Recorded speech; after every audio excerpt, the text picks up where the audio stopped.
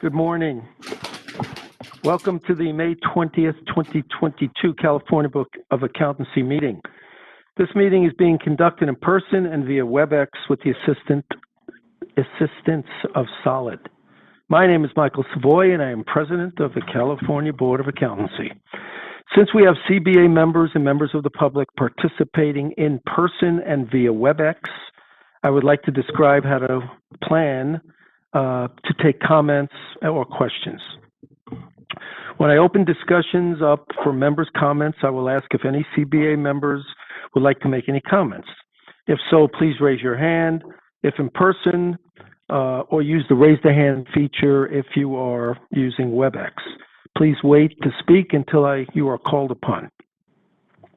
For public comment, I will ask if any members of the public attending in Sacramento would like to make any comments, and if so, please step up to the table and wait to be recognized. Once any comments from members of the public attending in Sacramento are received, I will ask the moderator to open up the lines for any members of the public participating at our alternate notice location or via WebEx. 5 minutes will be allocated to each individual, providing public comments in person or virtually. At this time, I would like to turn the meeting over to Ms. Reed to see if we have a quorum. Nancy Corrigan. Nancy Corrigan. Carrie Ann Farrell-Hines. Carrie Ann Farrell-Hines. Dan Jacobson. Dan Jacobson here. Christian Lotta. Christian Lotta, present. Luz Molina Lopez. Luz Molina Lopez, present. Katrina Salazar. Katrina Salazar, present. Michael Savoy. Michael Savoy, present. And Yen Tu. Yen Tu, present. We have a quorum. Thank you. We will start this morning with item number 7, the report of the enforcement chief, Mr. Francella. Thank you, President Savoy. Good morning, members. I am Dominic Francella, and I'm the CBA's Chief of Enforcement. The activity report before members today is for the 9 months of fiscal year 21-22. So before diving into the report, I wanted to highlight some changes in the report format that were made to improve the usability of this report. Some tables and graphs have been removed and others have been simplified. While these changes have created a reduced length of the report, key enforcement data has been retained and made hopefully easier to review. So beginning on pages 1 and 2, complaints received. The CBA has received just under 2,600 complaints for those first 9 months. Members will see a new graph on the bottom of page 1, which provides a comparison of the total complaints received as of the same 9-month period for a 3 fiscal year period. It includes both a graphic comparison of the internal and external complaints. Members will see that compared to the prior 2 fiscal years, we have seen an increase compared to this year, a 23% increase when comparing 19-20.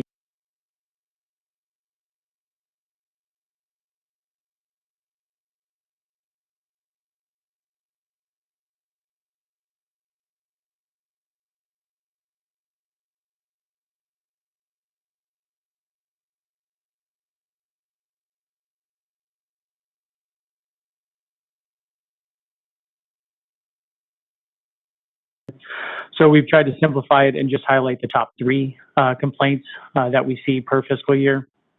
I would like to highlight there was a typo in fiscal year 2020-2021 in the second area where it says unlicensed activity. It says 578. I believe it actually is supposed to read 475, which would then adjust the percentage down to 17%. This was a result of a report that we were running that was capturing data twice and just was an error and something we've caught and hopefully won't occur in the future.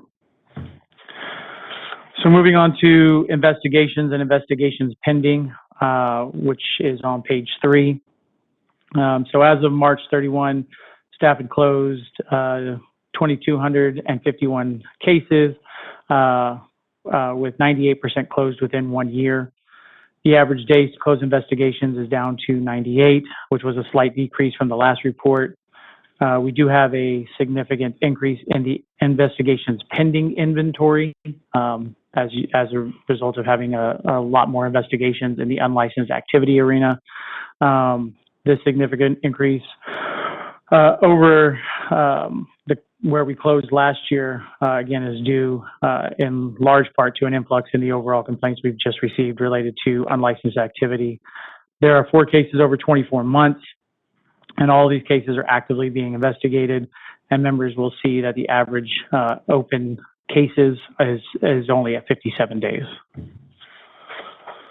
So moving on to discipline, this is found on page 4 of the report. Looking first to AG referrals, the CBA has referred or had referred 25 matters to the AG's office and filed 17 pleadings. The CBA has taken action, the CBA has 33 pending matters at the AG's office, and the CBA has taken final disciplinary action on 24 matters, with the vast majority being stipulated settlements. Moving on to page 5 in citation and fines, the CBA has issued 358 citations as of March 31, with just over 70% being the yearly 20 and 12 CE requirement. Staff have also either withdrawn or modified 35 citations. Generally, the licensee has either provided new mitigating evidence or complied with the issue that resulted with the issuance of the citation in the first place, and we have upheld 21 of the citations. Moving on to unlicensed activity, which is on page 6 of the report. So already for this fiscal year, the CBA has received almost 1,000 complaints in the unlicensed activity area. When compared to prior fiscal year, which represents full fiscal year totals, we've seen a nearly 600% increase compared to 1920 and over 100% increase when compared to 2021. So just to give some context to it, though, the vast majority, basically over 90% of the complaints in this category are from one individual, which involve individuals that do not have an active CPA license issued in California, holding out as a CPA on specific social media platforms. To date, we have closed 465 investigations, through the first 9 months, we'd closed 465 investigations, with the vast majority of those being closed as a result of compliance. So the final area highlighted in the report is probation monitoring, which is on pages 14 and page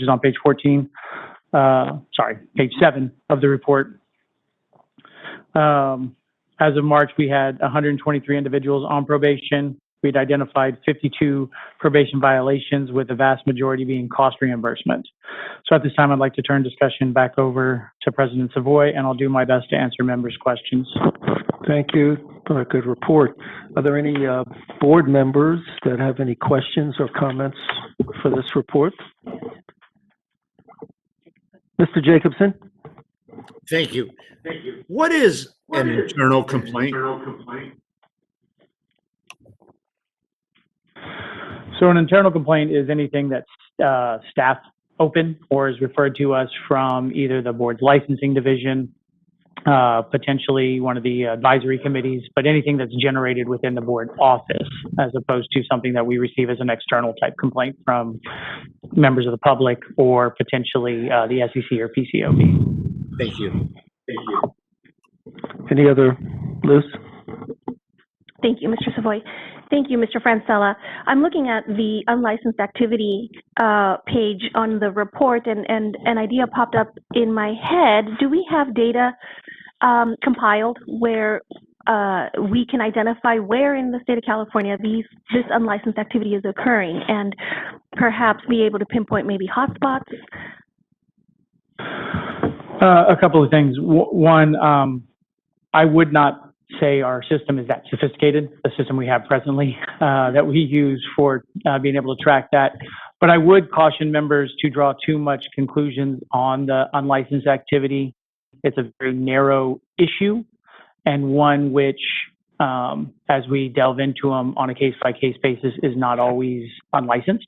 So while it's being, complaints are coming in they don't always manifest into unlicensed related issues. So after the investigation is done, so I wouldn't say that we have a systemic problem that we're seeing. It's a very isolated type case and issue that we're having to address on a fairly routine basis presently. Thank you.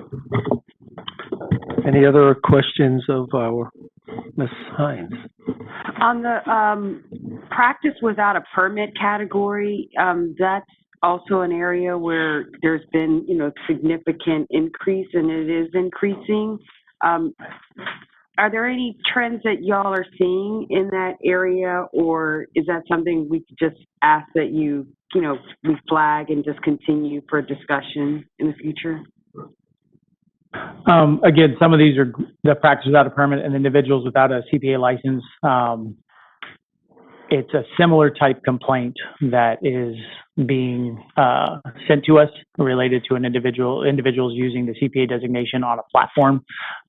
So I don't see this as being a big problem in terms of actual unlicensed activity. It just requires us to kind of go through the motions and process to make sure that there's not unlicensed activity. But when we finally complete those investigations, very few, if any, rise to that particular level. So it is something we monitor. And if all of a sudden we start seeing a huge spike in investigations that reach conclusions that actually demonstrate unlicensed activity, and all of a sudden we start seeing corresponding issues in citations or potential, future disciplinary actions, those would be elevated, and members will start seeing that kind of trend coming forward. Any other board members? Questions? Any members of the public in Sacramento have a question? Seeing none, moderator, will you open it up for other public questions or comments? This is the moderator. I wanted to check with Mr. Dan Jacobson at Tustin. Is there any public comments? No, and I am alone here. No members of the public are at the meeting in Tustin. Thank you.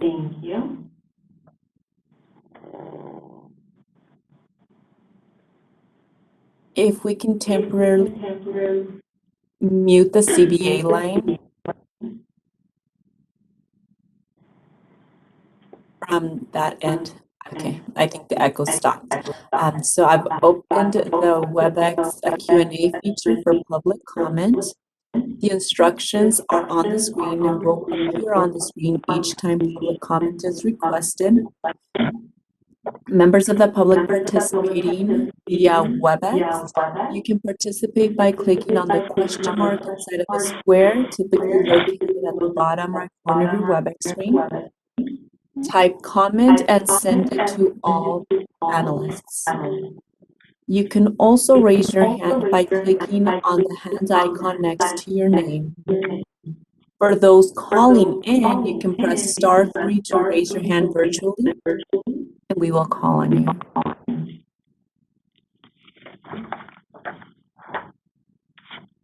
So at this time, we have no requests, no hands being raised. Would you like me to close the Q&A feature? Yes, please. Okay. Thank you, Mr. Francella. Appreciate it. Next up, agenda item 8, the report of the licensing chief, Michelle Center.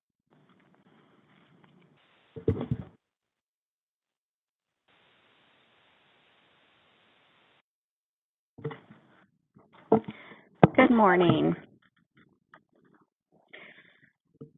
The Licensing Activity Report, or LAR, covers a period of time between July 1, 21 and March 31st, 2022. So if we turn to page 2 of the LAR, you've noticed that we've responded to well over 100,000 stakeholder inquiries. That would be in the form of emails and telephone calls, some of which are going to the DCA call center. And then if you turn to page 3, I'll highlight that the examination unit has approved nearly 14,000 applicants to sit for the CPA exam. And the initial licensing unit has approved over 3,000 applications for CPAs and firms. Both units are processing well below the 30-day goal. On pages 5 through 7, data related to renewal deficiencies and continuing education audits are displayed. You'll note that 577 licensees have been selected for audit in fiscal year 21-22. Of those, 464 have already been found to be compliant. I want to highlight on table 8, which is our population data table, that as of March 31, the CBA had a grand total of 114,542 licenses, registrations, and permits. And on page 9, data related to military and refugee, asylee, and special immigrant visa holders are displayed. Table 10 lists the military and refugee applications received and approved. Those applications, on average, are being processed within 3 days. Now I want to direct your attention to an attachment to the LAR that describes upcoming CPA exam changes. The AICPA routinely evaluates how to improve the assessment of content and skills on the CPA exam. The AICPA has scheduled several infrastructure changes to occur during the transition to the Cpa Evolution aligned assessment that occurs in January 2024. The first change will be to shift the assessment from basic research skills to research application, analysis, and problem solving. The research task-based simulation will be introduced that will provide an assessment of research and critical thinking skills. The second change will be to replace the current Excel spreadsheet in the CPA exam with a JavaScript-based spreadsheet. While the preference would be to continue to use Excel, it poses significant challenges that warrant this change. Third, the written communication question will be removed. The assessment value of the written communication question is extremely limited at this time, and it currently focuses solely on the measurement of writing ability and not the technical accuracy of the responses. Lastly, the multi-stage adaptive testing will be eliminated and replaced with a linear test design, and that will simplify assembly of the CPA exam. The AICPA also plans to consolidate all 4 sample tests into a single sample test. And as a reminder, the sample test purpose is really to allow the applicants the ability to see the item types as well as the user display of that test. That concludes my presentation. I'll now turn it back over to President Savoy, and I'm happy to answer member questions. Thank you, Ms. Center. Are there any questions or comments from our board members? Any public comment from those sitting in Sacramento? Moderator, open it up for any public comments from the public. This is the moderator. The Q&A is now open on WebEx. The instructions are on the screen. If you would like to participate, click that question mark, type comment, send to all panelists, or raise your hand, or press *3. And again, raising your hand would consist of clicking on the hand icon next to your name.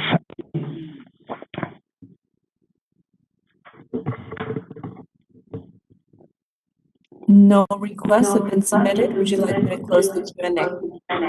Yes, thank you. Next, agenda item 9 is the approval of the minutes.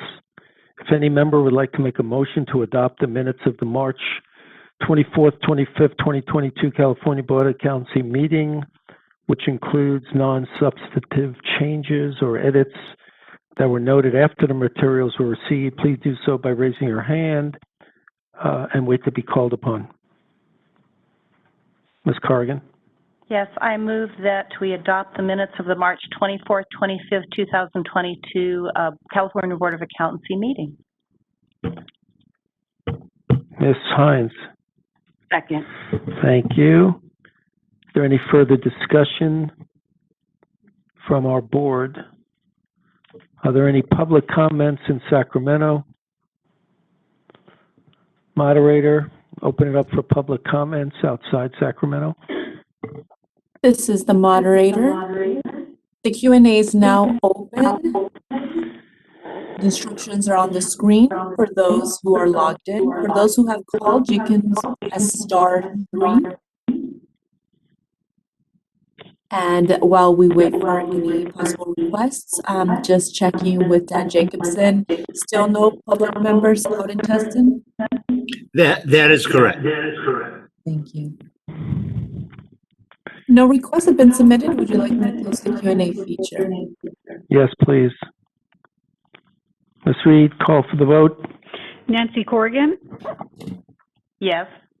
Carrie Ann Farrell Hines, Yes. Dan Jacobson, Yes. Christian Lotta, Abstain, not present. okay, Luz Molina Lopez, Abstain. Katrina Salazar, Yes. Michael Savoy, Yes, and Yin Tu. Yes. The motion carries. thank you. If any member would like to make a motion to accept the minutes or of the items 9B through D, which includes non-substantive edits that were noted after materials were received, please do so by raising your hand. Ms. Hines. Moved. Ms. Salazar. Second. Thank you. Any further discussion at the board? Any public comments from those in Sacramento? Moderator, please open it up for public comments, and noting Mr. Jacobson has nobody at his location. Thank you. This is the moderator. The Q&A is open for those participating via WebEx. The instructions are on the screen. For those calling in, if you would like to participate, press on *3 to raise your hand.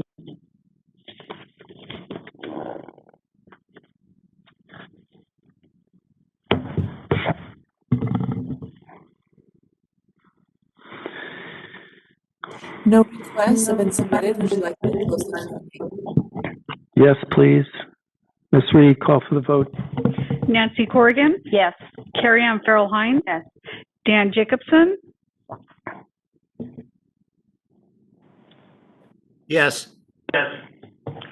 Christian Lotta, Abstain. Luz Molina Lopez, Abstain. Katrina Salazar, Yes.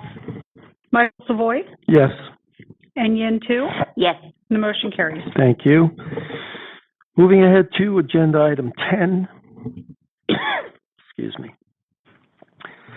The American Institute of Certified Public Accountants meeting regarding the State Board Committee. Ms. Salazar. Thank you very much. Regarding the State Board Committee, there were, pardon me for my delay, there were actually 2 meetings that have happened since my last report, and those were on April 20th as well as June 9th.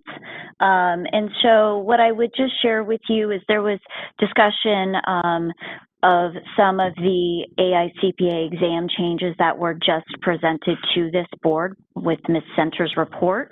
And these are really content-rich discussions that we have. They're very informative.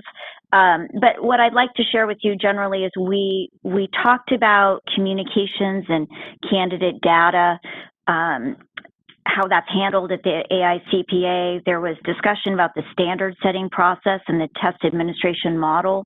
A lot of this is looking forward to 2024 with Evolution, the examination changes that were in our prior agenda item.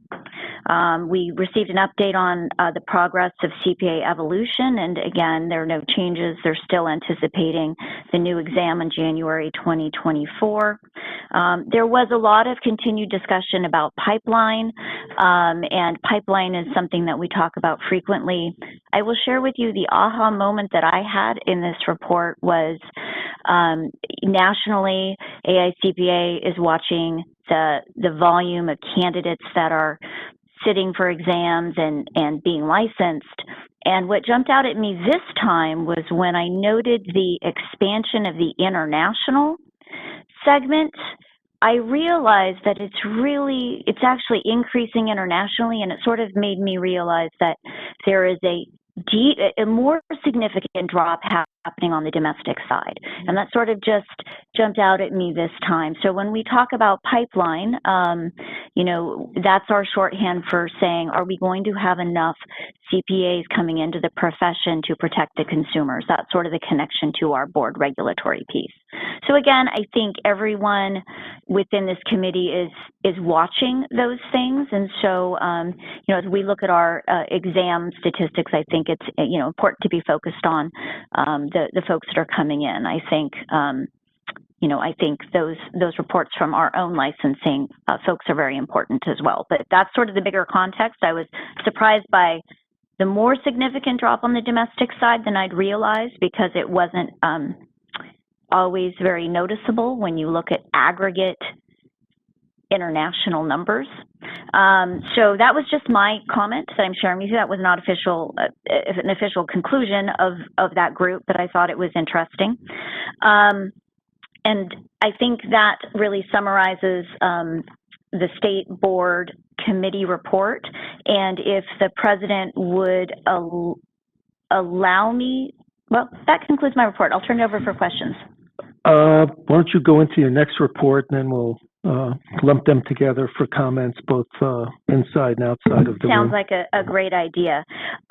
So moving along to the, I'm going to go ahead and tackle the Nasba Continuing Professional Education Committee. And that committee has been very active as well. There was an orientation meeting, and there was, at the end of January, after our January meeting, there has also been a meeting in April, which was to review the how the National Registry of CPE sponsors functions.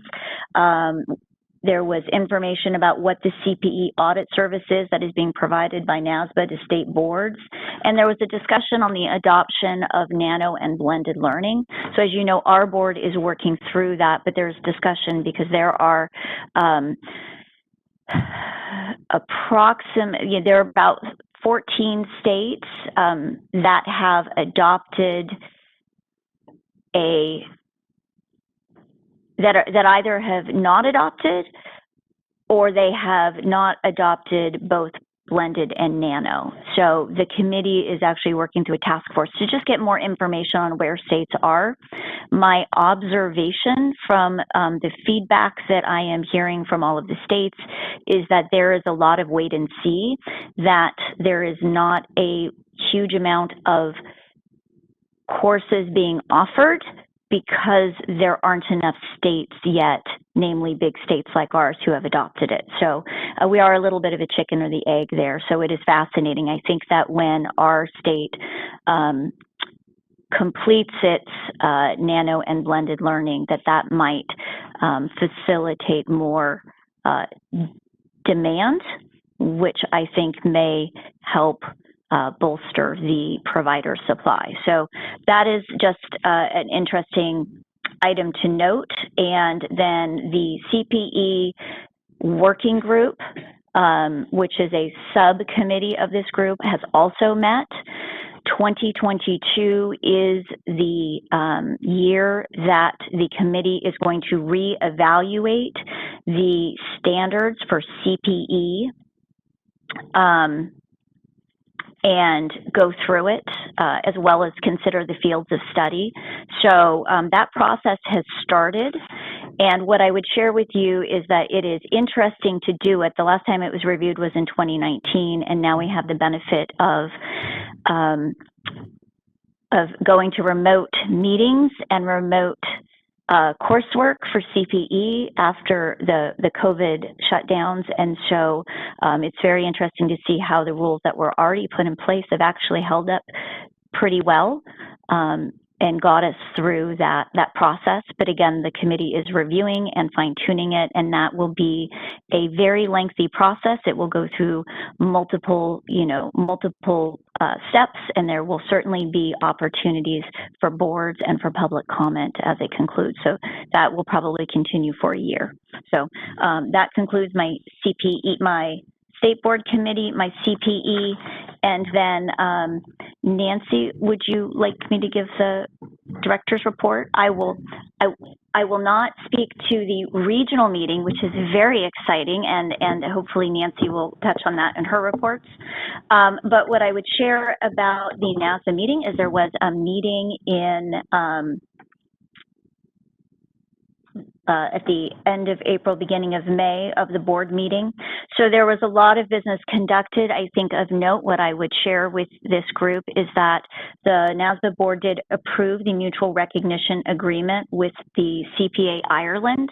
So again, I would remind this board that is not binding. It will go through a process and become official.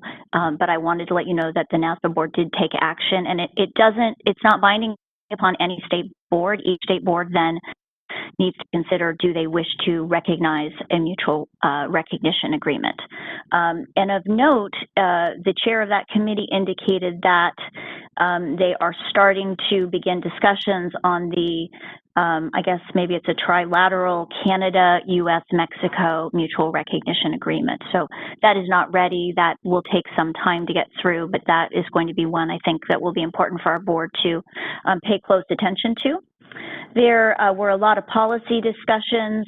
There were discussions about the principal place of business versus virtual work for out-of-state residences. So there continues to be a lot of discussion post-COVID on how the mobility rules apply, and confusion. I'm sure this is frequently discussed at the executive director level. So I would just share with you there continue to be conversations about that. There was discussion about how internships and apprentices can be used as education. It piggybacks upon a presentation that was provided at a prior annual NASBA event. And so again, that is being discussed around the nation. And then lastly, we discussed SEC non-CPA audits. So what I would share with this board is I hear these conversations, and the context I would bring back to you is, as we are seeing with our two-tier, we are now raising questions of what happens when a non-attest firm issues audits. How does that happen? What is the process? I've probably poorly worded that. Our enforcement chief has provided an excellent description of that issue, so I'm not going to try to retouch it, recast it. But the issue is that the innovations that have been happening are continuing to happen, and nationally, we're seeing creative ownership that is having impacts. There's discussions about non-CPA firms, like corporations buying small CPA practices. So, the issues that we discuss here are happening nationally, and there's a lot of disruption, I think, and creativity in firms. The traditional model is changing. So to me, that's really the takeaway for this board, is to just be aware that the model that we may have grown up with is not necessarily the model that we will need to be regulating going forward. So we might need to be thoughtful as a board and keep our eye out for unusual ownership structures.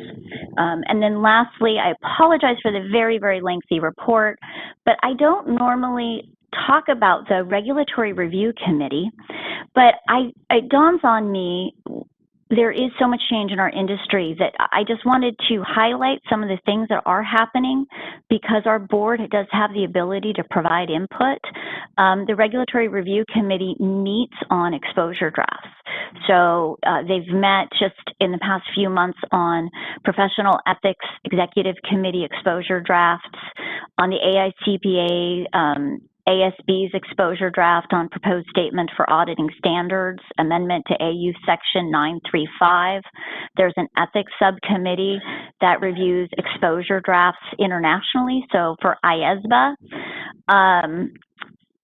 there's a review of the exposure draft on special considerations of audits of group financial statements. And then the SEC's proposal for enhancement and standardization of climate-related disclosures. So I believe that one is still open for comment. So I would just remind folks that when we talk about NASBA, there is a shorthand for there's an awful lot happening at the committee levels, and if there is interest in providing input through myself or your regional director, we certainly are able to funnel feedback from constituents and the board, certainly up to those committees, because they do look for input, even prior to public comment, and through that public comment period. So that is all very helpful. So I don't normally talk about those. We do see them in our executive officer reports, but I would mention that there is a process behind it where if, additional input through your regional director is also welcome. Yeah, and I can just add to that if I may. I and other committee chairs are invited to participate in those, and I often do when I can. I can't discuss that here because obviously it's a response that's going to go, somewhere to SEC, PCOB, or whoever it is, but certainly, as Katrina mentioned, our board can be involved to the degree it applies to us. But it's amazing how fast those exposure drafts fly out and how short the response time can be. And oftentimes they say, we can't, but we'll have it to you in 30 days. Okay, that's great, because they like to hear from Nasba and all the feedback. But I don't know how that committee honestly accomplishes what it does. It's amazing, and very, very complicated issues that they have to deal with. So thank you. Okay, Ms. Corrigan, do you have I'm sorry, you finished? That concludes my report. Thank Is there you. any questions? Do you have a hand?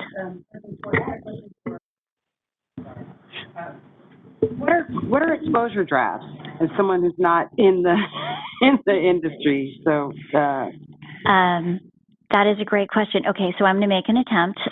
So we have, we're on the regulatory side, so there are different standard setting bodies around the world, and they actually put out proposals to try to set standards, and so that's really what we're referring to is there's an evaluation, there's a creation each entity has their own process, but they'll go through and they will craft a proposal, and then they will put it out for consideration and evaluation and comment. And these are, this is where, as Ms. Corrigan mentioned, NASBA will try to step in, because every state board doesn't necessarily need to respond, although they are welcome to do so.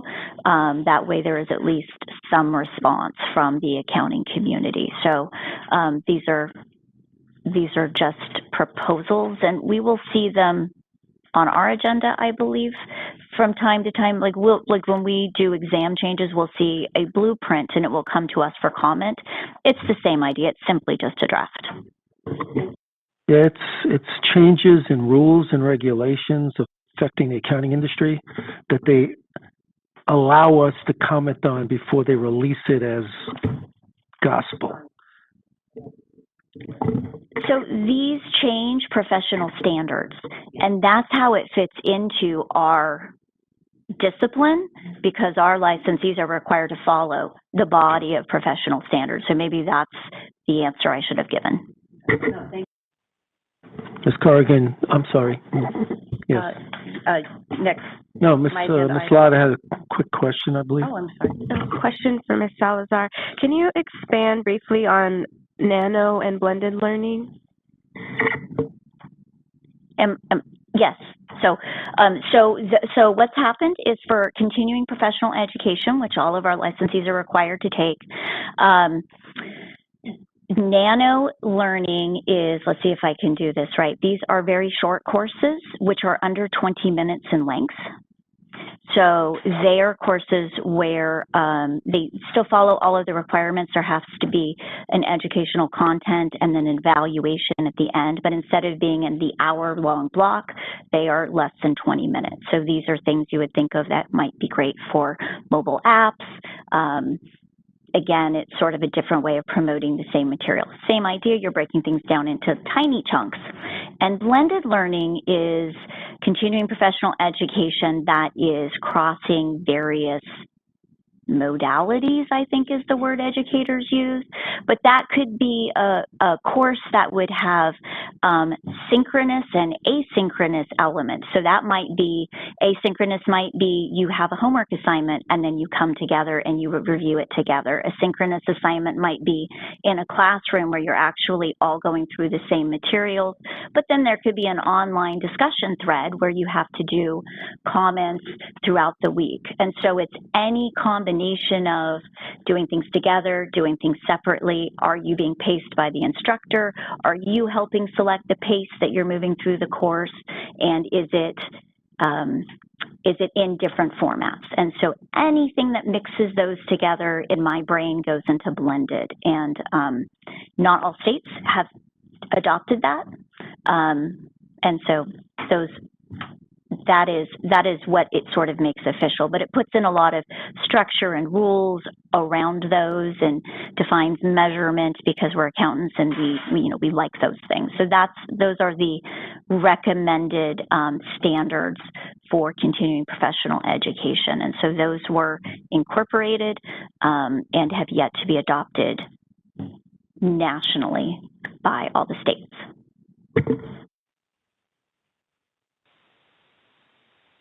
Yes, Ms. Corrigan, your report. Yes, thank you. So that's agenda item 10B3C, I believe. A Committee on Relations with Member Boards. As the Pacific Regional Director, I attend those meetings, and I did so on May 5th in Hilton Head, South Carolina. And we were largely preparing for what's coming in the, Western and Eastern regional meetings. Mine will be a Western regional meeting, which will be June 7th through 9th in Colorado Springs. The Eastern is June 27th through 29th in White Sulphur Springs, West Virginia. Very difficult place to get to. So go to the Western, and I'll be there. And the goal of the Western, these regional meetings is, of course, new board member orientation, a time for board members, new or otherwise, to share ideas and concepts, some of the issues we're talking about here in our board meeting, pipeline issues, Uniform Accountancy Act updates, licensing anti-regulation efforts, CPA exam evolution progress, remote working and licensing issues that are right now ever present, diversity issues. And a nice thing about that committee is we have a chance to have the executive committee of the board present for a while, half an hour or so. So we kind of took the opportunity to kind of ask them more directly exactly what is happening with pipeline, the shortage of accountants. What exactly are you doing, Nasba? They assure us that for them and for AICPA, it is definitely a priority, how their outreach, they're trying to maintain contact with candidates. Why didn't you come back and resit for the exam? Your extension is expiring. Aren't you going to, come anything to contact them and stay in connection, to also work on the overall maybe recasting, remaking of the image of a CPA, where it's not just the grind that, takes you nowhere, but it is an opportunity to really advance and make something of yourself in the business accounting world and otherwise. So a great effort to do that. They assured us the exam transition is progressing as scheduled, and the IT conversion is also well on its way. Thank you. Hines, please move the mics closer to your, because the audience can't hear. Sure, thank you.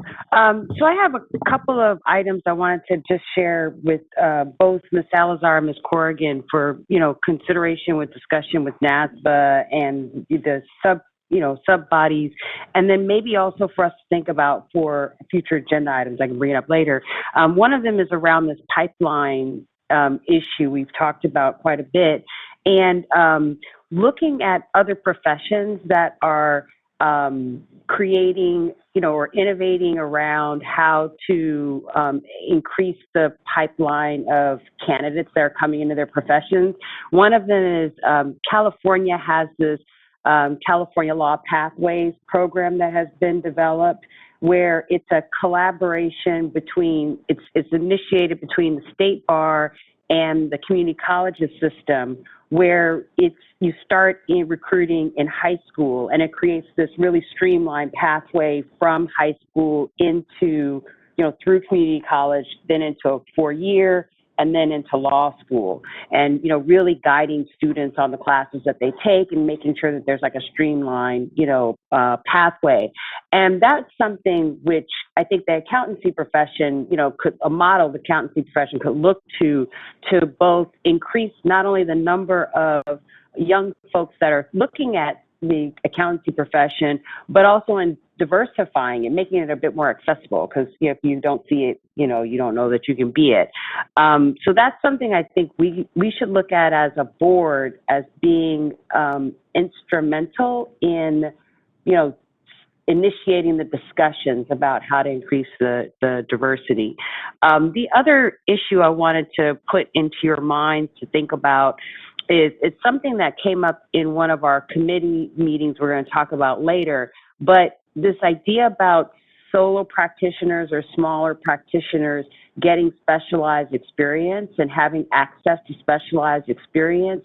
I'm still kind of, a little early in thinking about it, but it just triggered in my mind about, if you have these circumstances where larger firms are buying up smaller firms, is there a potential for there to be challenges for individual practitioners to get the kind of access to the kind of experience that they need in order to really become adequately experienced to provide, specialized services. So I don't know exactly what that looks like, but it just would seem like an issue that we might want to put on our horizon, and it might be something that y'all think about in these larger, professional agencies to discuss. Thank you. Ms. Corrigan? Yes, one thing I want to mention is a couple of years, 2 or 3 years ago or so, before COVID, we were doing presentations in person.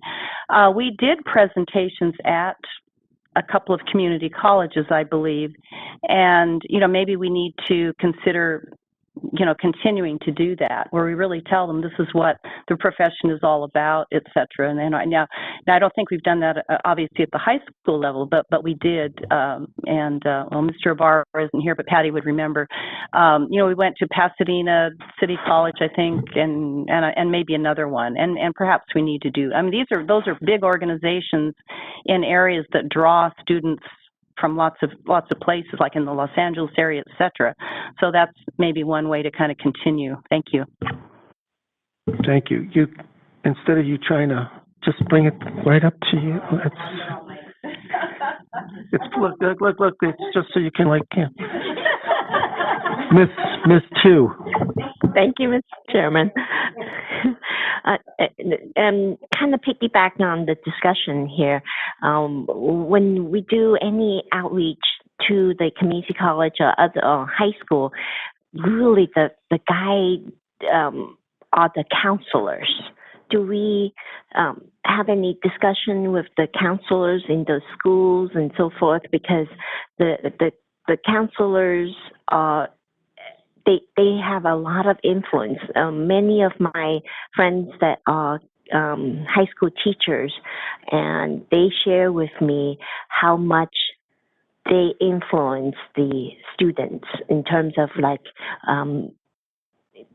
guiding them to a different path and so forth. So it's something to consider, and they're smaller bodies of people that we can outreach to. Thank you. Let's move on to 10D, and then we can open it up for public and other comments over the whole area. So the report of the April 25th, 27th annual conference of the executive directors, Ms. Bowers and Mr. Franzella. Absolutely. My report on this will be pretty quick. The conference was held last month. It was held in Florida. So we were not able to attend in person. That's a restricted state for California. However, they did provide a virtual option, which was fantastic. It allowed the entire CBA management team or senior staff to actually attend the event, so that was great. All of the items, you have an agenda in your packet, and all of the items I had on my list to cover. Ms. Corrigan and Ms. Lazar did a fantastic job, so thank you. And that concludes my report. Thank you. So I had the opportunity to attend the same conference. It is, there's a lot of overlap between the executive director and the legal counsel side of things, but the legal counsel does have its own split outs and breakout sessions during the course of it. And again, the agenda is in the materials. There was some discussions related to administrative hearings and administrative litigation. There was a pretty active discussion on firm names and how firms are styling themselves. And there was an overview of various regulatory changes that are taking place nationally. And then every state had a roll call. Basically, they got on and had an opportunity to speak about what was going on in their state. So for the states that attended, there was a lot of discussion around that. And for California, we focused a little bit on the unlicensed activity, seeing if this was a unique issue of these types of complaints coming into us, or if it was something being seen nationally. And it seems to be pretty isolated with us. So with that, I'm happy to answer any questions. Thank you. So at this point, I'd like to open it up first to board members on any items of discussion on agenda item 10, and then we'll open it up to public comment. So the only comment I want to make refers back to the shortage, which is borne by the statistic you talked about regarding less people entering the profession, is having worked in the field of public accounting for nearly 49 years. Wow.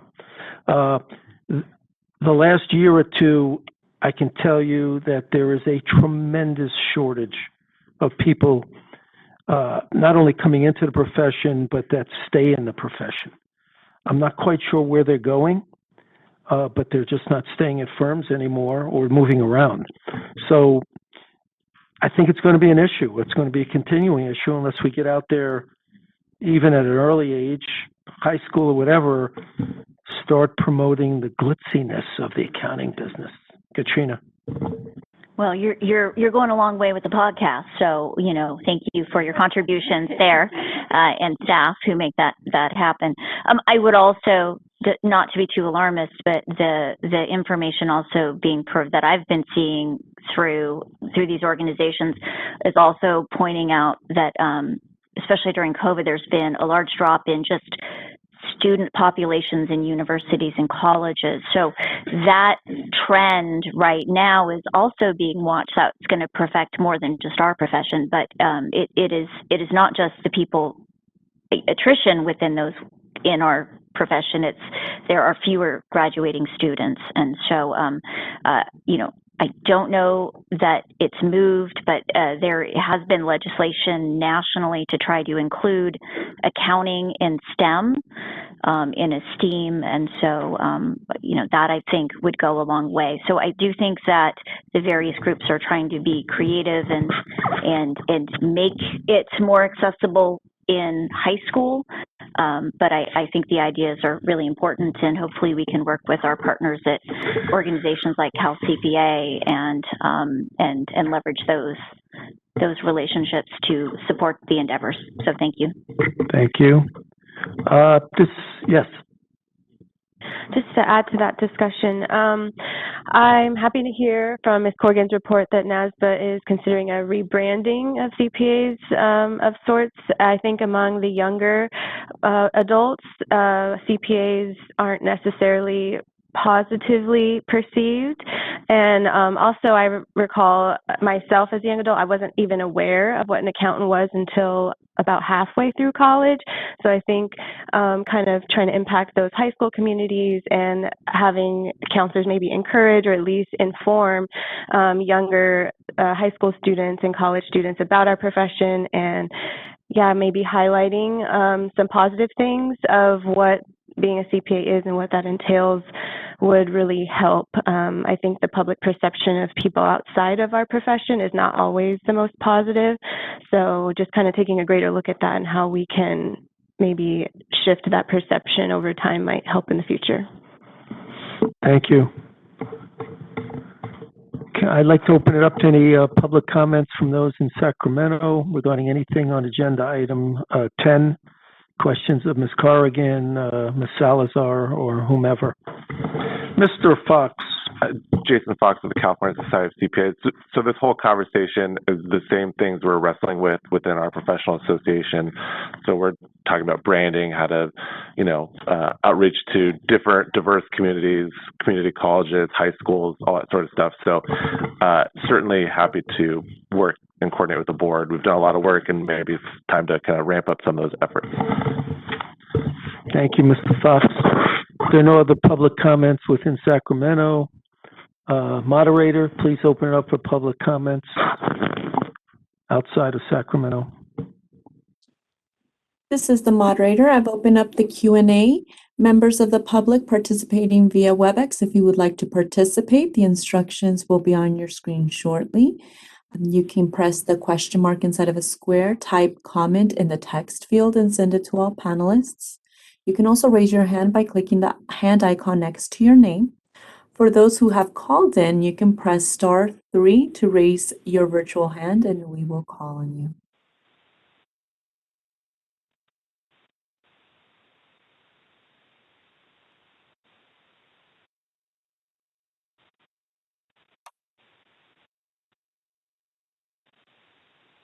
No requests have been submitted. Would you like me to close the Q&A feature? Yes, please. I see that item 11 is next. I believe it might be a little lengthy. So what I'd like to do is take a quick 10-minute break at this point, and please come back at 10:10.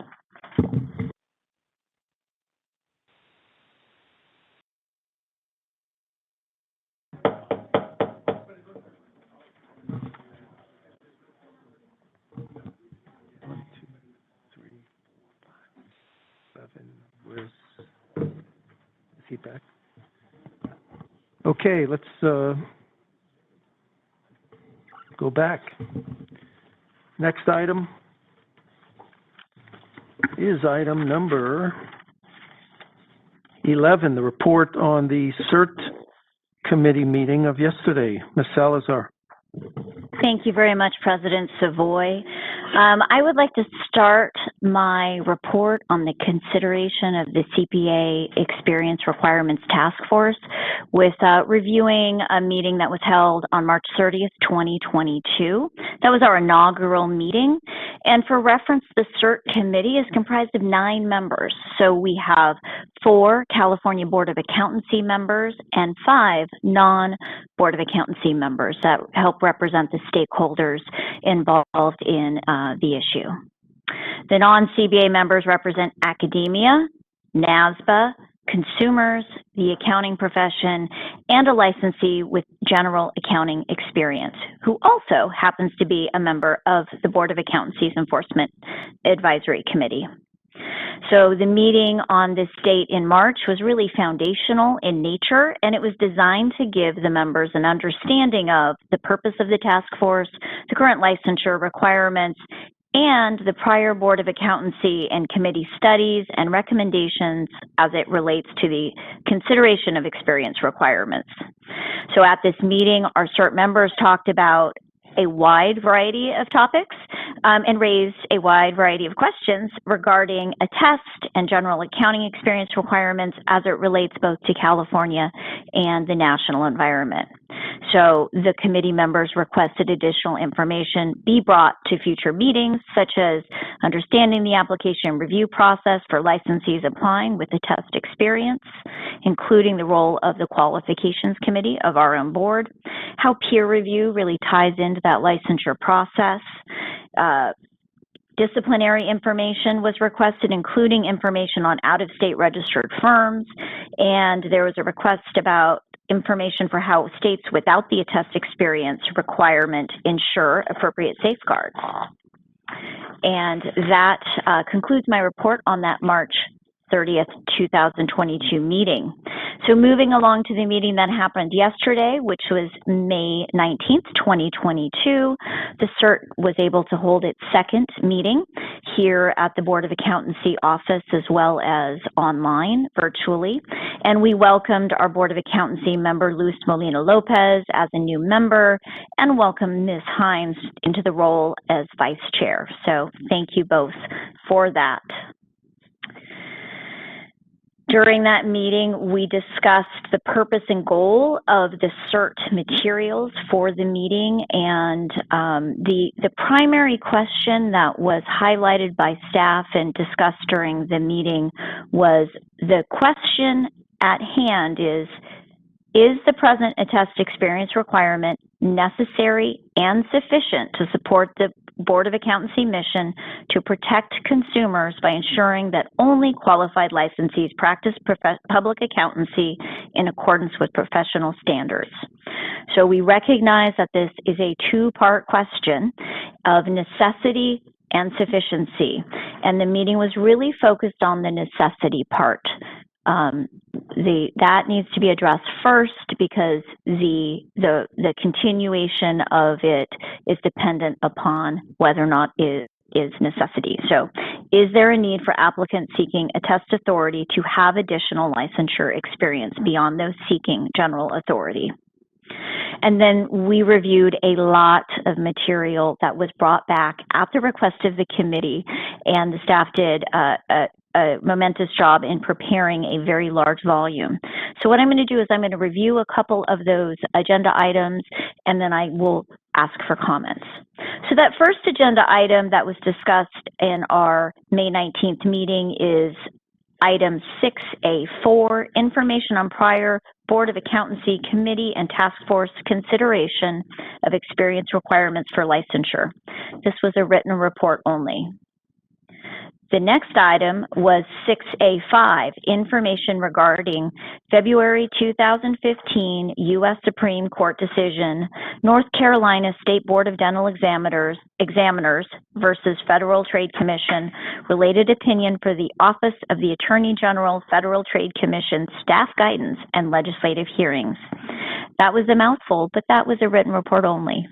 So those, although they were written reports only, were fairly meaty items in themselves. And so I would like to break and ask if there are any comments for our board members about either of those items.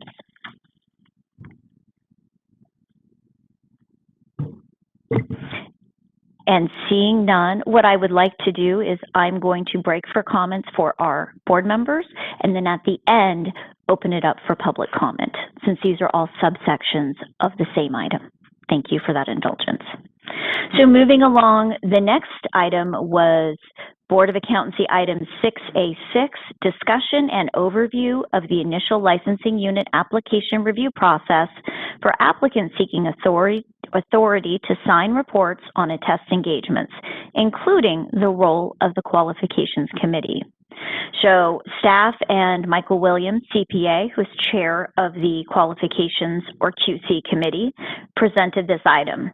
Staff provided an overview of the licensure application process performed by staff, and this overview included reasons why applications may be referred to the QC. QC Chair Williams reported on the purpose of the Qualifications or QC Committee and noted that during an appearance in front of this committee, the applicant and or employer share audit work papers and answer QC member questions regarding the experience form and audit work papers, including the role of the applicant in that engagement and in that work performed. CERT members requested that the members of the QC discuss the necessity and sufficiency of the attest requirement at the next QC meeting and provide that feedback for CERT committee consideration. That concludes the discussion of that item. Item 6A7, discussion and overview of California's peer review requirement, was the next agenda item. So Jeff DeLizer, CPA, who is chair of the Peer Review Oversight or PROC Committee, provided the report for this item. Chair DeLizer provided background on California's peer review requirements and provided an overview of the types of peer review accounting firms may undergo. Additionally, we were provided information regarding the requirements for peer review program providers and the important role the peer review oversight or PROC committee plays in performing oversight of the peer review program providers. So this item provided data on the rate of substandard peer reviews in California, as well as nationally. And during that discussion, CERT members inquired about what may lead a firm to receive a substandard peer review. So with that, that concludes my report on those two items, 6 and 7. And so I would like to ask if there are any comments from our Board of Accountancy members on either of those items.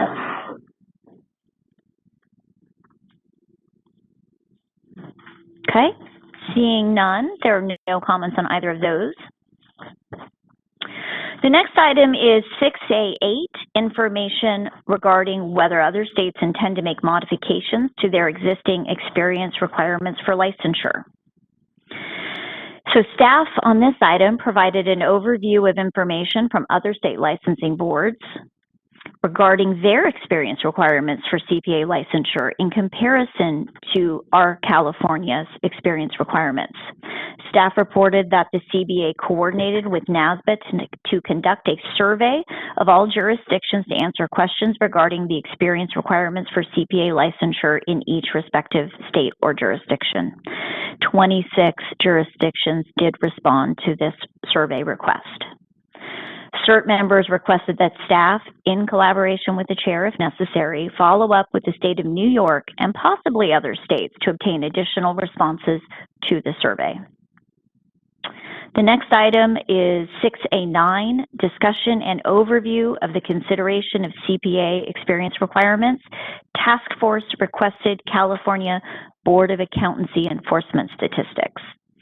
So staff provided an overview of various enforcement data points associated with disciplinary actions taken against California data related to attestation services and discipline related to out-of-state firms registered under the mobility provisions. That was a little bit of a mouthful, but enforcement statistics.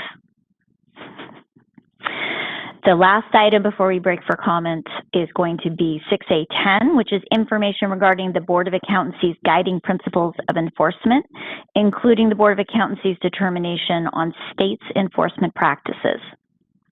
So staff did provide information regarding NASBA's guiding principles of enforcement guidelines, how our Board of Accountancy evaluated those guidelines for purposes of making determinations of other states' enforcement practices, including determinations reached by the Board of Accountancy regarding equivalency of these programs. Staff noted that over several years, the Board of Accountancy conducted a thorough review of other states' and jurisdictions' enforcement programs as part of a legislative mandate. The legislature required the Board of Accountancy to convene a stakeholder group known as Mobility Stakeholder Group, or MSG, to consider whether or not the mobility program is consistent with the board's duty to protect the public. So those 3 items. Oh, we got a little more here. There was of note in December 2017, our board did submit to the legislature the report on California's mobility program for accountancy, implementation, enforcement, and its consumer benefits report. In this, the board determined that all states maintain practices that are substantially equivalent to NASBA's guiding principles of enforcement. So with that, we have 3 additional agenda items discussed by the committee. I'd like to break for comments of our board members on those items. I'd like to start by just giving a brief history. Is that at one point, there was only one license, and that was the A license. And if you wanted to be a CPA, you had to get the audit experience required on the job to get your CPA. A few of us in this room probably took that route since it was the only route to take. Sometime, I don't exactly know what year, there was I won't call it a revolution, but there was a change in which many jurisdictions, other than California, took a 180-degree turn and said, yeah, there's only one license, but it's not the A license anymore. It's a G license, general experience. And everybody said, well, there are still people doing audits, but in those states, not California, well, we're not going to work on those jobs unless they're proficient and educated. The problem is you don't know there's a problem till there's a problem, till it comes up before a board or there's a deficient audit, a banker, the Department of Labor, somebody complains that this job I was given is inadequate.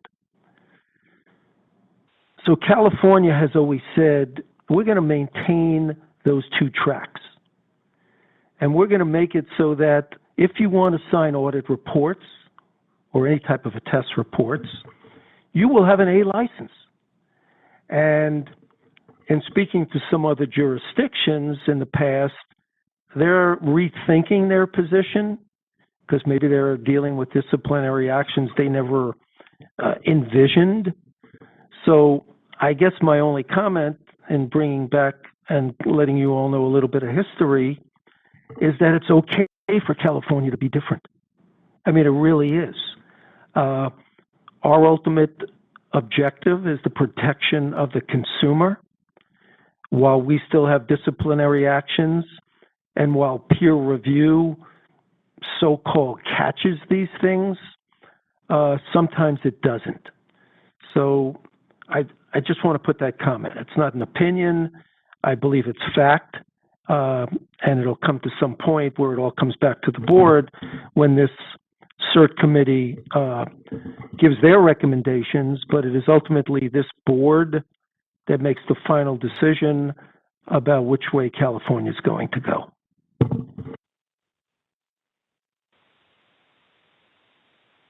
Oh, I want to, this philosophical, discussion, consideration about the California being different and the term outlier being used a number of times. It's not I don't think it's a bad conversation to have. And recognizing that it's something that, it's not a bad thing that it comes up every, so periodically. I think that's a reflection of our recognition that, in order for us to be most effective, we have to be always learning and evaluating to make sure that we are, engaging in best practices and we are being mindful of the ways in which society is changing, particularly, that's become particularly important over the last couple of years. But back to this notion of, California being an outlier and whether or not, in evaluating whether that is, a good or a bad thing, or whether that is something that necessitates us changing. We're not I consider myself part of the accountancy profession now, I guess, because I'm sitting on this board, but, the accountancy profession is not the only professional industry that, in California, that does have different standards, more stringent standards than other jurisdictions. The legal profession is one in which, California, the state bar, does not make it easy to, to use your license and then use the standards from another jurisdiction and then use them in practicing in California. And that's a decision that the people of California have made, that the professional industry, legal industry has made, and, has, sort of operated, throughout time. So I personally am resistant to this idea of needing to change what California does in order to ensure that there is, comity with other jurisdictions. I really think what's important is, does this standard work? does it protect the consumers? Is it effective? If it's not effective, how can we make it more effective? And, is it being, are these rules being promulgated in ways that are, efficient and, efficacious? And that's what I think should come out of, that's what I'm hoping will come out of us having this, committee, continue to meet and evaluate this, question of necessity and sufficiency. Thank you. And I think California did lean and bend a little bit, towards what the nation is doing by allowing that second track. That if you do not want to do audits, and that was always a tough pathway to get to be a CPA, which is good. I did it. Nancy did it. Katrina did it. We didn't have two choices. And so we've made an easier pathway to become a CPA, but that doesn't mean those that elect to do that higher level of work shouldn't be held to higher standards. I'm a chatty Cathy today, I guess. So the other part of this that I wanted to raise, that part of the discussion I wanted to raise and put in our minds, is this idea, the tension in having confidence in licensees, ability to gauge, and also their good faith, intentions and efforts to make sure that they are practicing within the boundaries of their experience. Having these two licenses ensures that licensees pursue the kind of experience, the kind of work that they need to pursue in order to have this specialized experience. And then when they're holding themselves out as being qualified to do that work, providing to the public assurances that they do possess that experience.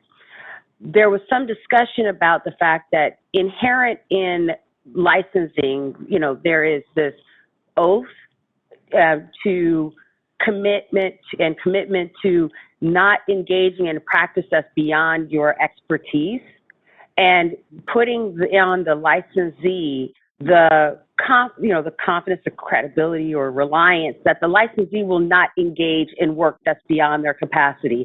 And you're chuckling because I think that people will think that they can do more than they can do. And you don't know that there's a problem until there's a problem. And I think that our experience, looking backwards and, looking at history, it seems as though the experience is that more people seem to think that they're more able to do things than they really are able to do. And the public shouldn't be shouldn't bear the burden or bear the brunt of the mistakes that licensees make in overestimating their abilities. And if we were to, and I'm not saying this is what we're going to do, but if we were to eliminate this, two-tier licensing structure and eliminate this expectation or requirement to get specialized experience, then what you do is put back onto the licensee the requirement and burden of making sure that they're not doing more than they can do, but then the consumer is at risk of experiencing the consequence of a licensee overestimating their ability to, engage in that kind of work. And I'm not sure that that's, an outcome that we want to have, or it's something that we have to think about. Is that an outcome that we want, a risk that we want to take, or an outcome we want to have? I mean, just to further it, I don't want to belabor it, but it's the public that sees CPA that assumes, in most cases, you can do, everything. You can do audits, you can do reviews, compilations, tax, planning, you can go before the IRS, so it's the consumer who buys the product that has to be made more aware that, hey, that CPA cannot do the audit of your 401k plan. That's where it starts, but then it goes, a lot deeper. And to the point that CPA is not going to do what he's not qualified to do, that's why I laugh. You know, I've just seen too many instances, as Dominic has, in the enforcement staff, where there are people that are afraid to lose a client because they don't want to tell him they're not qualified, so they attempt to do something that they're absolutely not qualified to do, and then, of course, you get what you pay for, and it comes back in spades at the end. So, again, it's okay to be different. Thank you, President Savoy. I just want to kind of state my opinion on the matter. In terms of the necessity of the attest requirement, I do believe that it is necessary. As you mentioned, auditing is a very complex and difficult function. It requires a high level of technical competency, and I agree that I don't know if we necessarily should change something to make it easier for people to do that function. In terms of furthering this, I do believe we should stay conservative on this matter, relying on a peer review to kind of catch these issues, in my opinion, is reactive versus being proactive. Kind of, excuse me, like you said, waiting for a problem to occur, and I would prefer to be proactive in that matter and having these safeguards in place. In regards to sufficiency, I know we're not to that discussion at this time, and I think as this continues, that's a deeper conversation we can have to maybe adjust that requirement, but definitely agree there's a necessity there, as well as Ms. Hines' comment in regards to there being a gray area in the own licensee's interpretation of professional competency. Where there is gray area, it leaves opportunity for misinterpretation. So I prefer to stay on the conservative side. Thank you. Any more comments from our board? At this point, I'd like to open it up to all items in this agenda item for public comment. I'm sorry, your hand is up, Mr. Jacobson. Thank you very much. Also, thank you for proving that it's okay to be different, because I get that. Anyways, my question is to Katrina. Does the experience requirement set up any bars to underrepresented groups? So, in other words, if one has grown up in a neighborhood where there's CPAs all over the place, one knows a CPA where that can happen. If one has grown up in a neighborhood where there aren't any CPAs, that may not. Is that an issue? Thank you. I appreciate that question. Our committee did not address that specifically, but I hear what you're saying, and I think that is a request that we can then add to our questions, maybe to ask it later, to work with staff to see if there is any directional information about that, because I don't believe it was not presented in the materials, and I don't know if we have that prepared ready, but I will add that to my list and coordinate with staff. Thank you very much. Does it seem like an appropriate action? There you go. Yeah. I just want to clarify. Oh, I'm sorry, Ms. Hines. Something to add to that. It's a little bit broader than what Mr. Jacobson is stating, but the issue that was raised in the discussion, and I brought this up a little while ago, about solo practitioners or smaller shops, there being a barrier to their ability to gain the attest experience. And that's, or there being some challenges with them gaining the attest experience. That's a professional issue that I do think that there should be some information about, because while we don't want to have a situation where the only way that you can gain a test experience is by being employed by one of the big, by a big CPA firm, because that's not going to be everyone's path for a number of reasons. And we do not want to create a, like second class or, a multi-tiered professional system where you only have, access to that experience if you have access to a certain area of the profession.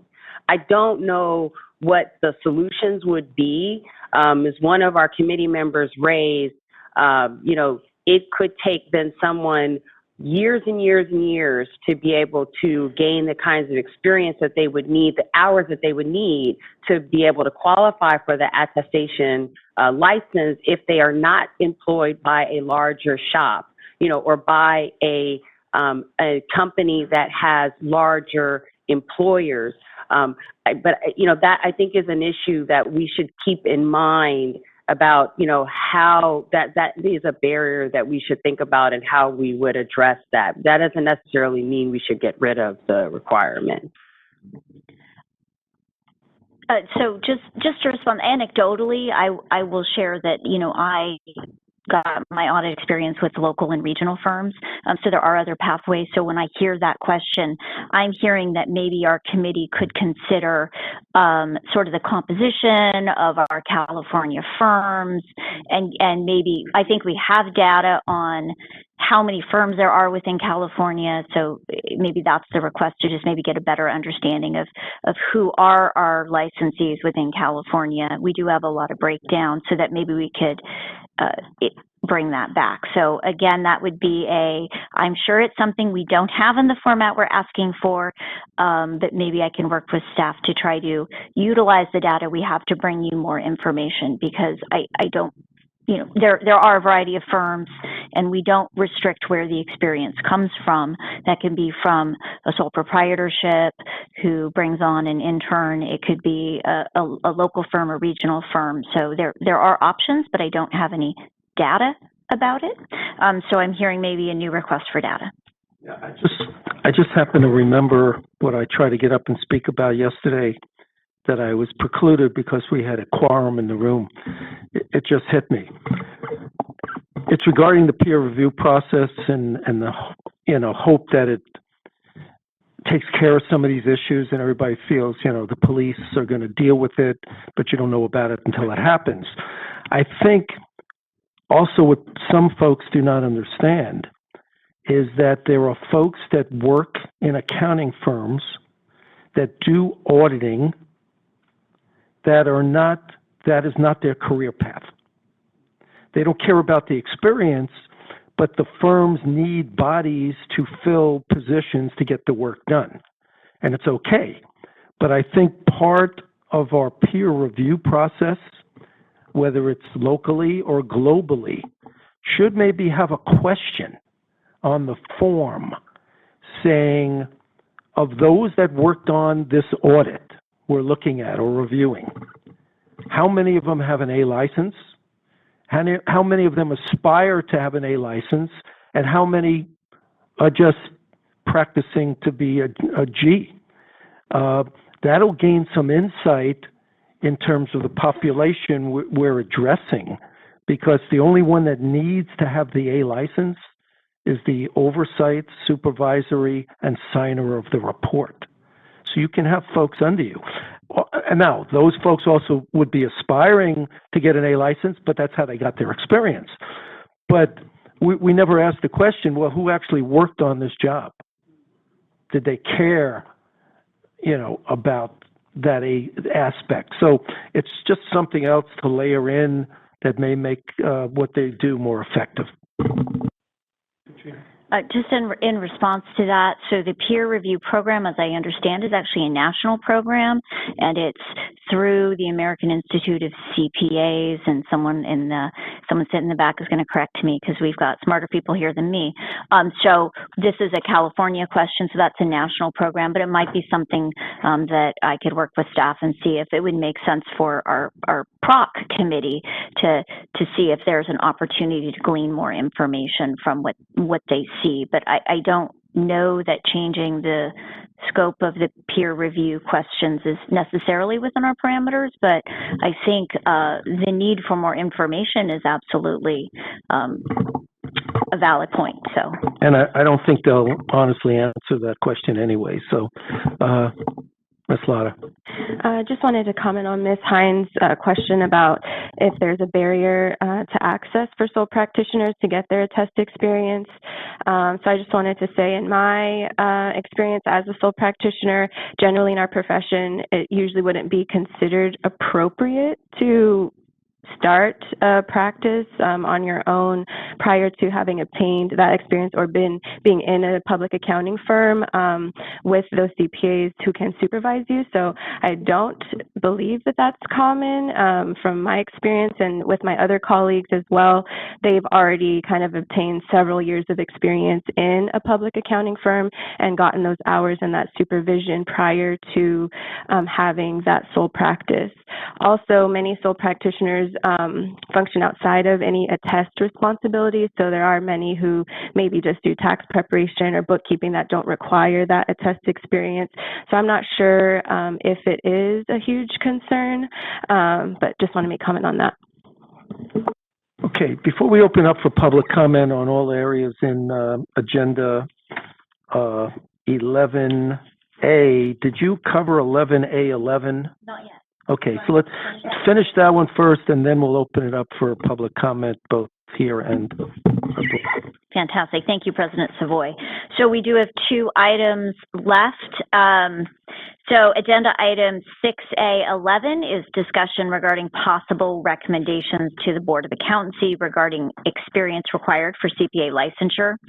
So staff provided possible next step to the CERT committee for consideration as a starting point for discussion.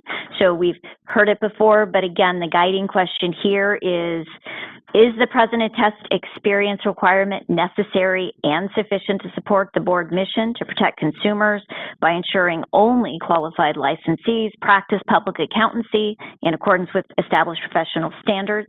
So for this discussion, the CERT committee focused on the necessity of the attest experience portion of the question. Carefully considering the guiding question, we had a robust conversation. It was noted that nationally, the Board of Accountancy, the word came up again as an outlier with the 2-tier licensing model. And I'll insert a comment. No evaluation of good or bad was noted to that, appended to that outlier within that context. Is just there's a difference between what we're doing and many of our peer states. The CERT discussed safeguards in place aside from the present attest experience requirement, such as professional codes of conduct, continuing education, and the role of peer review. The CERT determined that additional information is necessary to continue the conversation surrounding this guiding question. So the committee requests the staff provide additional information to aid in its continued review, and some of those requests included obtaining feedback from the CBA advisory committees regarding the attest experience requirement, additional enforcement statistics on how the Board of Accountancy compares with other states regarding the length of time for discipline to be imposed, information on relevant AICPA professional code of conduct and how that code is being captured within the Board of Accountancy statutes and regulations, and then follow up with the other state boards that did not respond to the prior survey on their plans regarding possible changes to their attest experience requirement. We did receive public comment from Jason Fox with Cal CPA, and Mr. Fox noted that implications are significant regarding the decision that is made by the Board of Accountancy. Mr. Fox agreed that when determining the necessity of the attest experience requirement, it's also important to understand why California is different than other states. Mr. Fox pointed out that the present attest experience requirement is only one part of a very broad licensure process. So that summarizes that particular agenda item. And then the final item was agenda items for future consideration of the CERT task force. And so I would leave you with staff are going to be working to create agenda items on these topics for future consideration of the committee. And we've also heard through this continuing discussion here during our comments some additional items that may end up being incorporated into those conversations. So I thank everyone for the comments so far. I'm sure we're going to open it up one more time and do public comment, but that does conclude my report. I would like to, again, within this forum, thank the staff for their diligence and their hard work. That was a lot of material we asked for very quickly. So thank you, Ms. Center and Mr. Franzella, as well as all of the staff who worked with you to make these things happen. So thank you very much to my committee, to my staff, and I turn it back to you, President Savoy. Thank you. Any further comments from our board? At this point, I'd like to open up to public comments regarding anything on agenda item 11A, which is 1 through 11. Seeing none in this room, moderator, please open up for any public comments or questions regarding 11A, 1 through 11. Thank you, Mr. President. I've opened up the question and answer panel. If any member of the public would like to comment, please type comment using the field in the lower right-hand corner of your screen and submit it to all panelists, or you may simply raise your hand. We will give you a moment.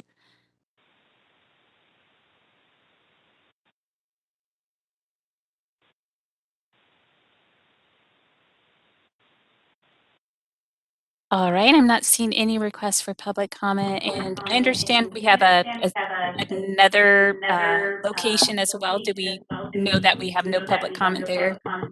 In Tustin, there is no public comment. Thank you. All right, so I see Thank no you. public comment. Shall I close the Q&A panel? Thank you so much. Let's move on to 11B, report of the Committee on Professional Conduct. Ms. Hines.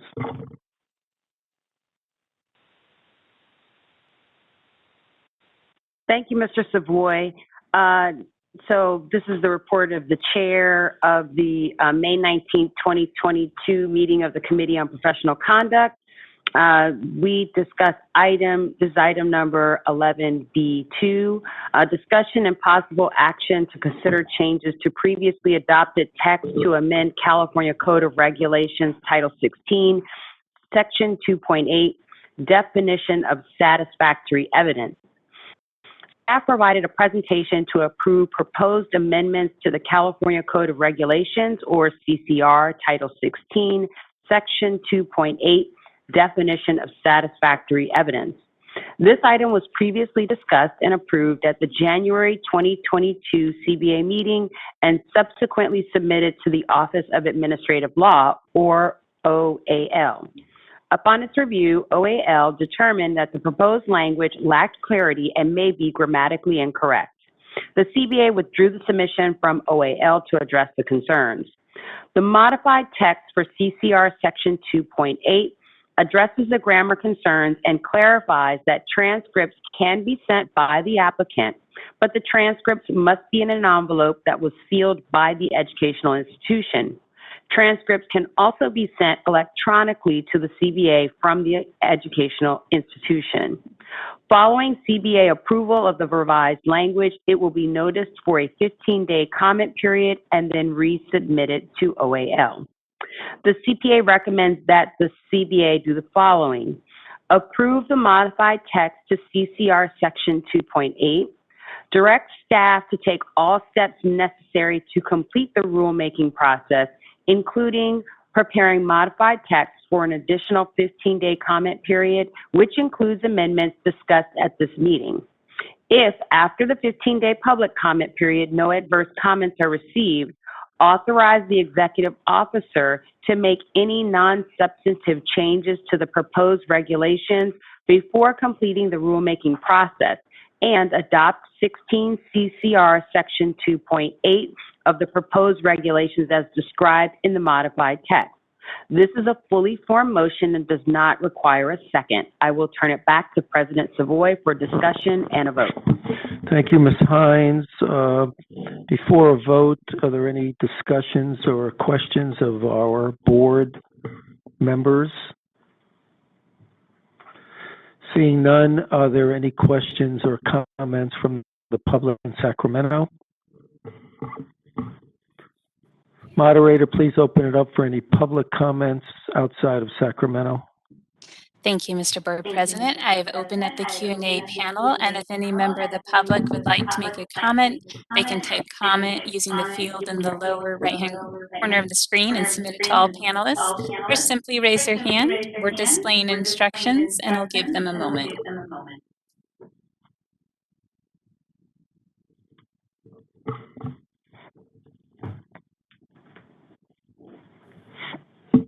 All right, I see no requests at this time. Shall I close the Q&A panel? Thank you. You're welcome.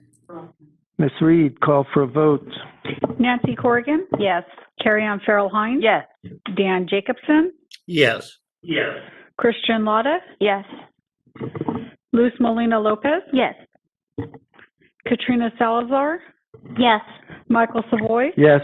And Yin Tu? Yes. The motion carries. Thank you. Let's move along to agenda item 11C, the report of the Legislative Committee meeting of yesterday. Mr. Jacobson. Thank you. Before I go on, I wanted to ask, well, it's corrected. I was going to say, does the echo bother you? Because I've been getting an echo. Well, I no longer get it. So here we go. The Legislative Committee met yesterday. Items 2 and 3, I'm going to kind of put together at the suggestion of staff and ask for public comment on them, and then we'll go through the rest of them. California. So we've got C2 was simply well, not simply, but was a written report, a tracking chart containing those bills on which the CBA had previously taken a position. So we took no action on this. We simply received the report. Number 3 was an update, discussion, and possible action on legislation which the Board of Accountancy has taken a position. And actually, I'm going to go through the subsets of 3, and then I'll see if there's. I'll turn it over to you, Michael, for public comment. Assembly Bill 646. This bill would require a licensing board under the Department of Consumer Affairs, including our board, to update information on its online license search system regarding licensees who have had their licenses revoked due to criminal convictions that are subsequently expunged. Now, staff had identified several concerns with the bill as drafted and conveyed this information to the author's office in an effort to obtain clarity or possible amendment. The bill is with the Senate Business and Professions and Economic Development Committee. We took no action on this. The CBA maintains its oppose unless amended position. Assembly Bill 1604, the Upward Mobility Act of 2022. Staff reported that Assembly Bill 1604 would require that by January 1 of next year, all state boards and commissions must have at least one volunteer that has at least one volunteer member. In other words, a board like ours. And it must have at least one volunteer member from an underrepresented community. And that underrepresented communities are defined very explicitly in the bill. Assembly Bill 1604 was amended to create an exemption for the addition of a volunteer member from an underrepresented community to a state board or commission with regard to public employment, public education, or public contracting. Staff reported that Assembly Bill 1604 had passed in the Assembly Appropriations Committee. Now, I raised the issue about an article that I had read in the Daily Journal, which is the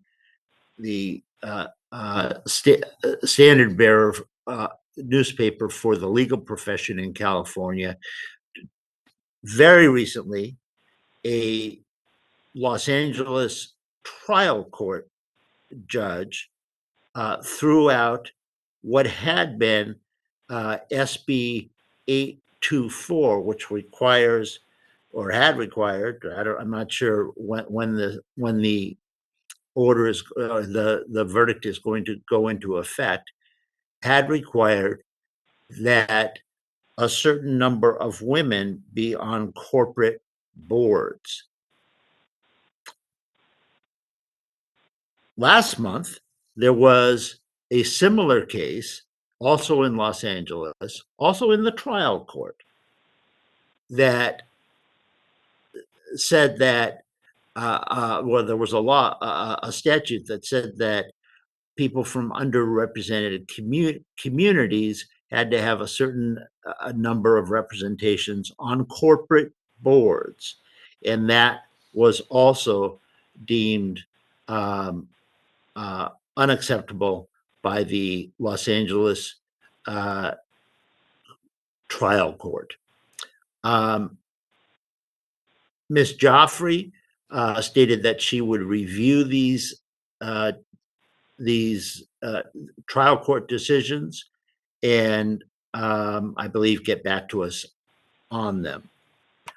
Committee member Ms. Hines suggested that the CBA has adopted a watch position on this and similar bills, and the consideration of these cases by the CBA was really not necessary unless the CBA was considering taking a support or an opposed position. I thought it was good information to have. Assembly Bill 1662, licensing boards, disqualification from licensing, criminal conviction. This bill was amended on April 27th, 2022, and it would require boards within the Department of Consumer Affairs to establish a process by which prospective applicants may request a pre-application determination as to whether their criminal history could be cause for denial of a completed application for disclosure by the board, for licensure by the board, pursuant to Business and Professions Code Section 480. The bill authorizes a board to require a prospective applicant to furnish a full set of fingerprints for purposes of conducting a criminal history record check as part of a pre-application determination. Upon making a determination, a board shall provide, under this bill, the prospective applicant with specific information as noted in the analysis that staff did. Corey Johnson of the Council of State Governments Justice Center testified during public comment in support of the bill. The Council of State Governments Justice Center is the sponsor of the bill and has been working with the author's office to advance the bill and to ensure that those with a criminal conviction background have an opportunity to gain employment. The Legislative Committee took no action on this. The CBA had already had a watch position, and that's where we're remaining. Assembly Bill 1733, state bodies and open meetings. Staff reported that beginning January 1, 2023, this bill would permit state bodies to meet via teleconference, permit state body members to participate either remotely or in person, and require state bodies to permit members of the public to directly address the state body during the teleconferenced meeting. The bill failed to pass the stated policy committee deadline. But as an urgency bill under the assembly rules, it is exempt from certain deadlines, and therefore discussions are continuing. The legislative committee did not take any action on this bill, and the CBA maintains its support position. Assembly Bill 1795, open meetings and remote participation. Assembly Bill 1795 would have also addressed open meetings, but narrower in scope, requiring state bodies who conduct meetings in accordance with the Bagley-Keene Open Meetings Act to permit all persons to participate in person and remotely via electronic communication. Staff reported that that following the adoption of CBA's support position, if amended, the CBA issued a letter to the author requesting amendments to more closely align with the provisions of Governor Newsom's Executive Order N-122. The bill failed to pass the policy committee deadline and is not moving forward. So at this point, the legislative committee took no action, but the CBA maintains its support if amended position. Senate Bill 1365, licensing boards and procedures. Staff reported that SB 1365 would require licensing boards within the Department of Consumer Affairs to post on its internet website a list of criteria used to evaluate applicants with criminal convictions so that potential applicants for licensure may be better informed about their possibility of gaining licensure before investing the time and the resources into education, training, and application fees. The bill was held in the Senate Appropriations Committee. The Legislative Committee did not take any action on this matter, and the CBA maintains a watch position. Senate Bill 1443, the Department of Consumer Affairs. Senate Bill 1443 would extend the sunset date of a number of boards, including ours, but boards within the DCA for an additional year from January 24 to January 1, 24 to January 1, 25. This extension would also apply for the authority for boards and bureaus to designate an executive officer. Staff reported that this bill was passed in the Senate Appropriations Committee. The Legislative Committee did not take any action on this item, and the CBA maintains its support position. Senate Bill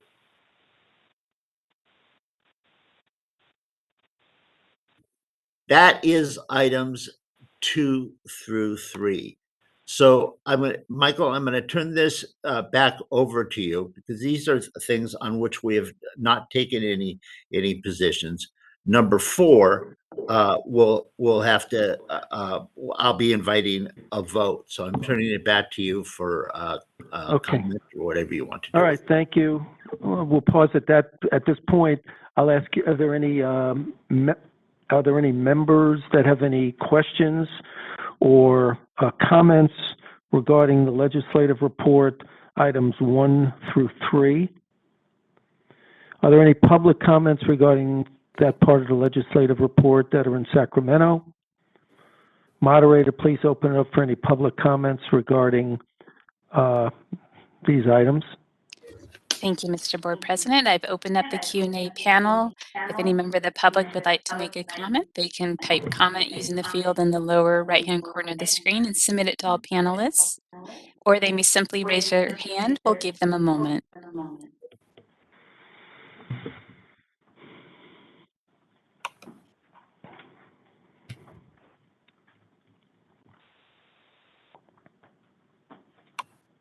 All right, I see no requests for comment. Shall I close the Q&A panel? Yes, please. Okay. Thank you. And then forward. we will move on to item number 4. Okay, so before we do, there is a member that needs to recuse themselves on this item, so we're going to wait till they leave the room and then go on to the next item.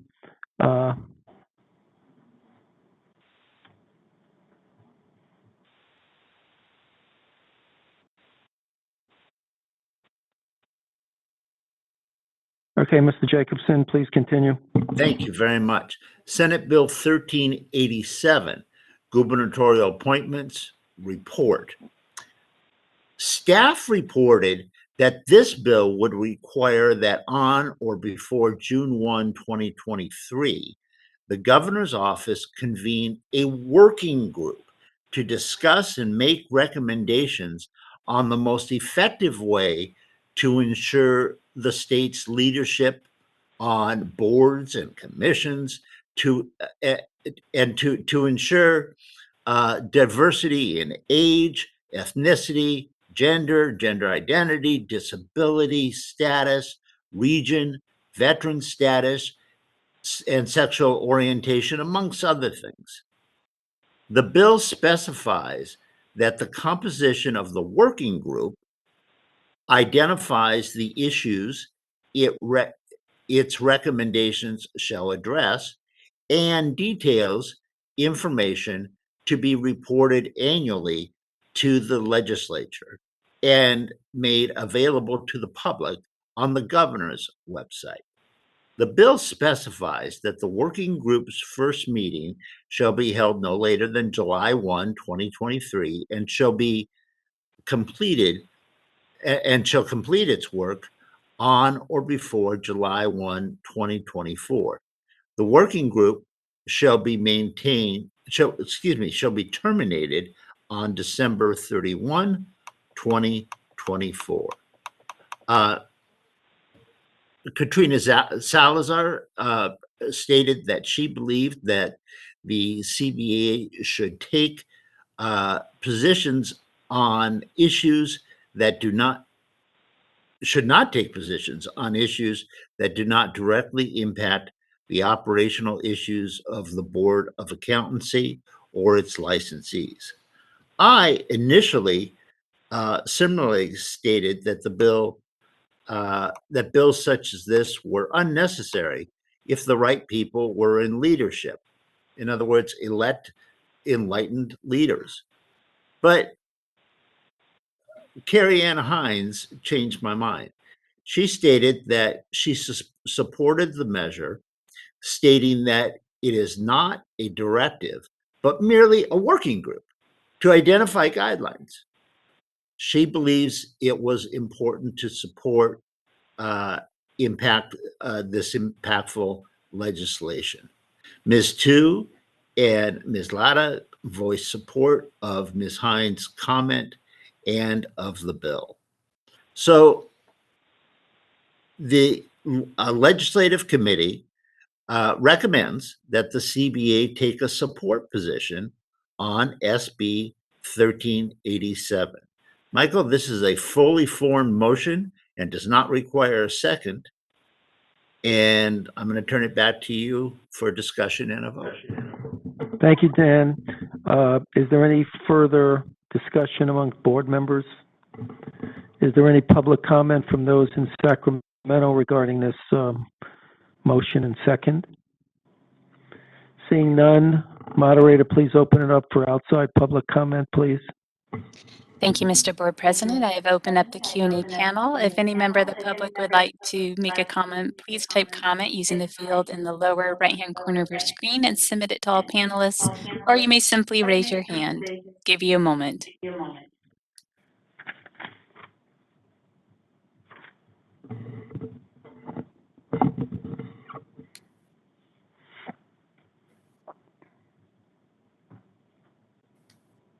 All right, I see no request for comment. Shall I close the Q&A panel?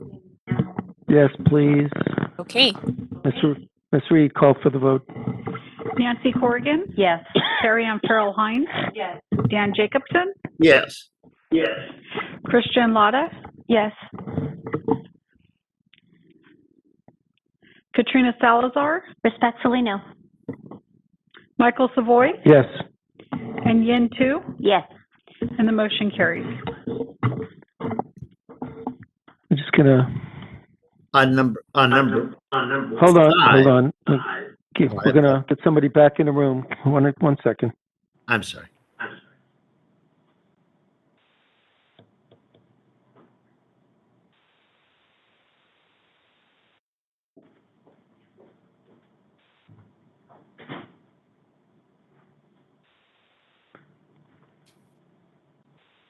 Okay, Mr. Jacobson, continue, please.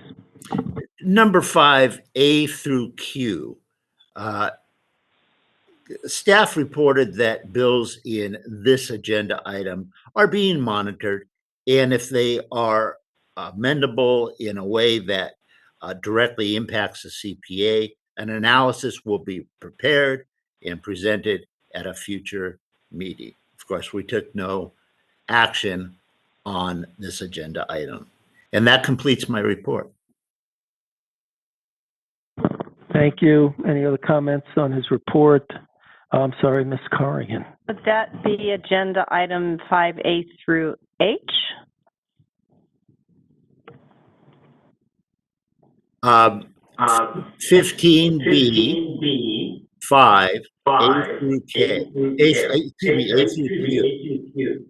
Yeah, I think it's A through H. You said Q. I'm not sure there's a Q there. That could be a typo. Yeah, whatever it was. It was. Okay, Yes. we'll clean that up. Thank you. All right.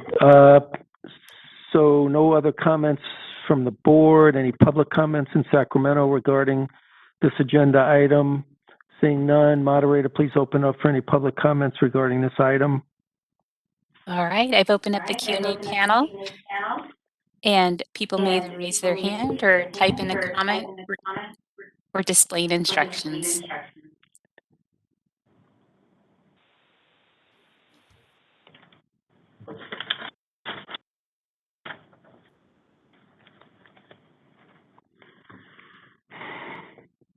All right, I see no requests for comment. Shall I close the Q&A panel? Yes, please. Okay, it's done. Thank you. Okay, what I'd like to do, since it's a tad early for lunch, give me 2 minutes to gather my thoughts about the balance of today.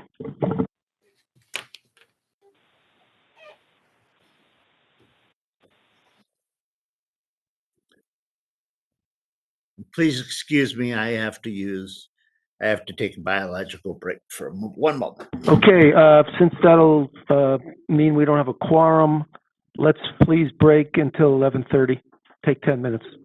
Thank you very much. All right, let's move on to agenda item 12, closing business. So, does anybody have any agenda items for future California Board of Accountancy meetings that they'd like to bring up? Ms. Hines? Yes, I would like to suggest to you, President Savoy, that you consider establishing an ad hoc committee or an exploratory committee that could research and make recommendations regarding increasing the pipeline into the accountancy profession and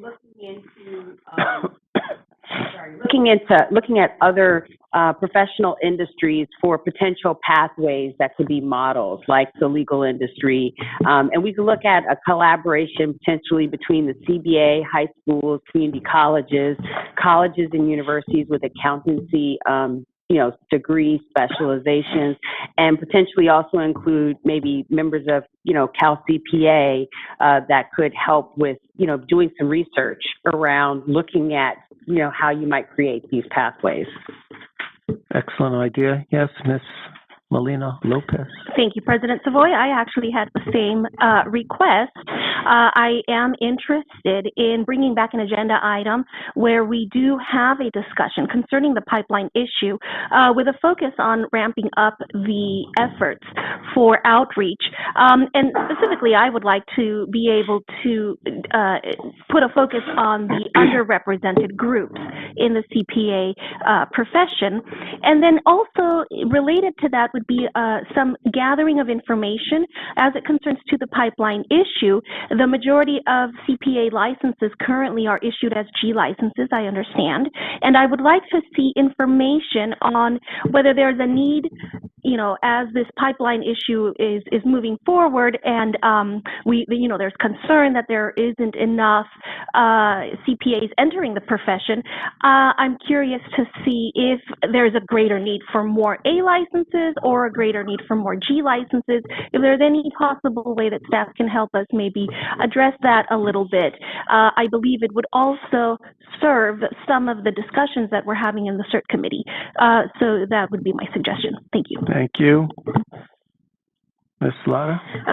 Just to add to that issue for future discussion, if we could obtain more data. You had mentioned, President Savoy, that you weren't sure where the CPAs who may be leaving the profession are going, if there might be a way to achieve data to understand what's happening there. I think retirement is probably the number one reason.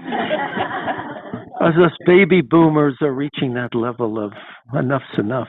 But yeah, I guess, we'll figure out whether it's a committee level, whether it's a task force, or the board can gather the staff information for us to digest at a future meeting. But I think that would be great as it concerns everybody, in this profession and all stakeholders. Any other consideration for topics? Anybody of the public here in Sacramento wish us to put anything on the agenda? Moderator, anybody out there anywhere want us to put something on a future agenda? Thank you, Mr. Board President. I've opened up the Q&A panel. If anyone would like to add something to the agenda, please type comment using the field in the lower right-hand corner of your screen, or simply raise your hand. We'll give you a moment.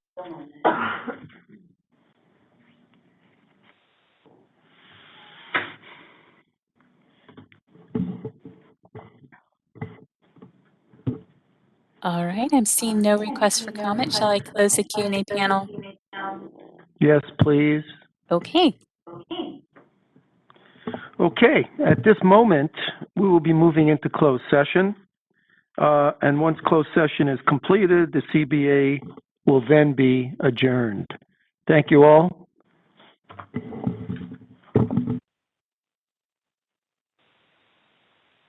All right, this is the moderator. So because you're staying in this, using this WebEx link, I have some housekeeping to do. So if you can just give me a moment. So what I need to determine is the people that are currently in the participant panel, who in the participant panel should be there and who needs to leave. So we've got, I'm guessing Matt Woodcheck needs to leave.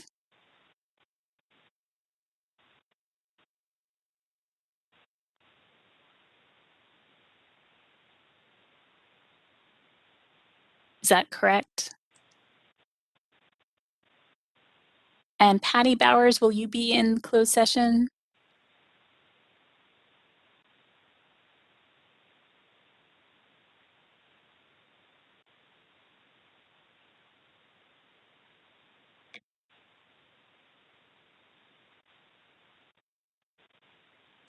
And the meeting is not coming back after closed session.